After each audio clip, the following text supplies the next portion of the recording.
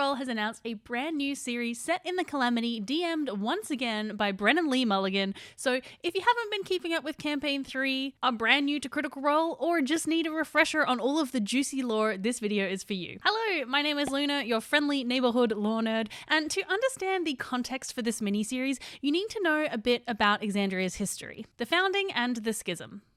Long ago, the gods arrived at Exandria and found it to be a tumultuous wild land of elemental energy and chaos, inhabited by primordial titans.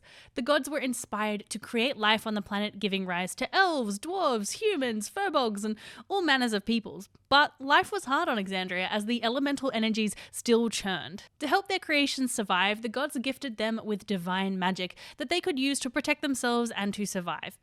But the Titans continued to rise up and destroy the gods' creations. I mean, some would argue that the Titans were there first and the gods were technically colonizers. Some of the gods wanted to destroy the Titans so that they could continue to create on the planet, but the others wanted to basically wipe the slate clean, destroy everything, and leave Exandria forever.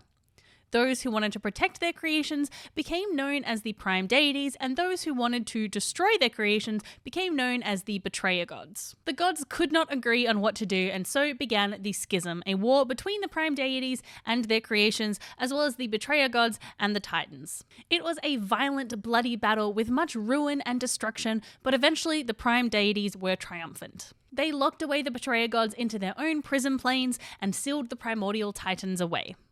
The Age of Arcanum. Peace fell upon Exandria for thousands of years, and as life began to spread and grow on the planet, the prime deities lived in harmony with Exandrians. This time period is known as the Age of Arcanum, and it was a time of great magical innovation, technological innovation. It was the creation of arcane magic versus divine magic. As they pushed their magical abilities to the limit, some mortals began to reach for the levels of power possessed by the gods. One mortal managed to achieve this successfully. The Raven Queen was a mortal who slew the god of death and took its place. She used her newfound divinity to wipe all of her mortal origins from everybody's memory, as well as the original name and any worship of the original god of death. During this time, magical technologies flourished, including the creation of flying cities held aloft by broomstone. One such city was called Aor, and from what we know about this time period, it appears to be the most technologically advanced city in Exandria. Of course, Aor is where Downfall is going to be set. There, the mages and arcanists worked on innovative and new arcane magics, creating sentient automatons, which would later be called Aormatons, genetically manipulating people and creatures, and experimenting with time travel. As they grew more and more powerful, the mages of Aor became disdainful and mistrustful of the gods, and they began working on methods of destroying divinity. They genetically altered creatures and people to hunt divine champions, and they made a huge machine called the Factorum Malleus, which was designed to essentially kill a god.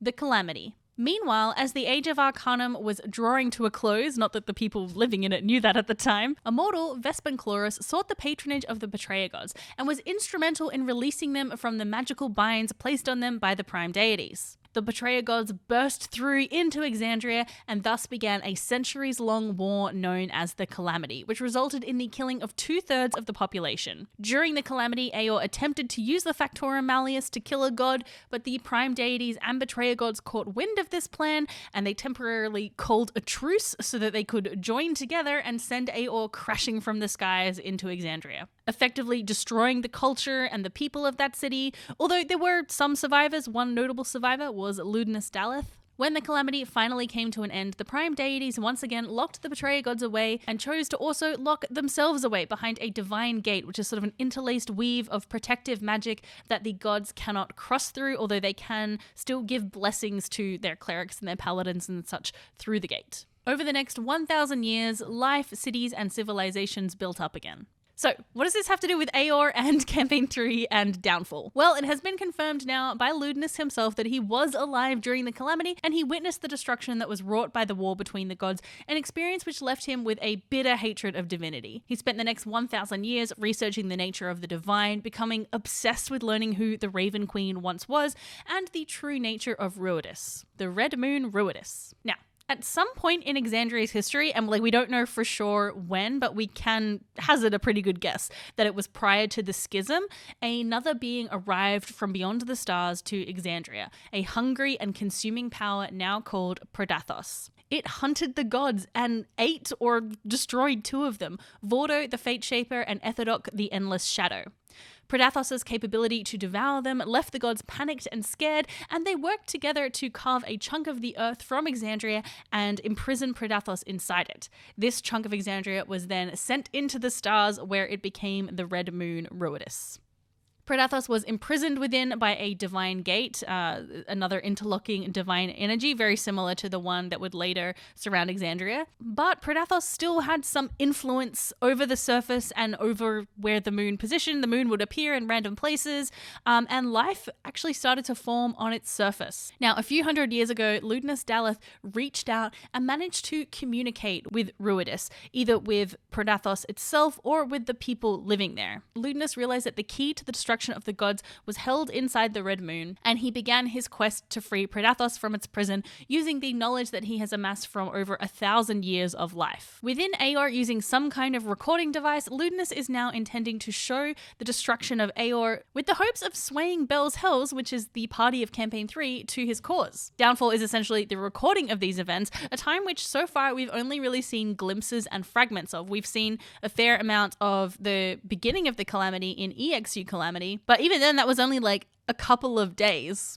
Theory time. Well, with all of that background out of the way, let's speculate a little about what we might see in this series. And I also asked all of you on my community page for your theories and predictions as well. In a promo video released shortly after Downfall's announcement, Brennan said we are going to be following 6 divine figures and witness the role that they played in the destruction of Aeor. While some, including myself, have speculated that the players will be playing the gods themselves, I think it's actually much more likely that they will be playing champions of the divine, powerful mortals working for the gods. Given that this moment in time is when famously the prime deities and betrayer gods called a truce, I think it's a really good bet that the party will be split with some betrayer god champions and some prime deity champions. A party makeup which I think is just going to be so interesting. One critter also commented that they may be wielding vestiges, which are these powerful weapons created by the gods during the Calamity, specifically to fight for their cause. So far in modern day Exandria, we've only seen a handful of these, so it would be really cool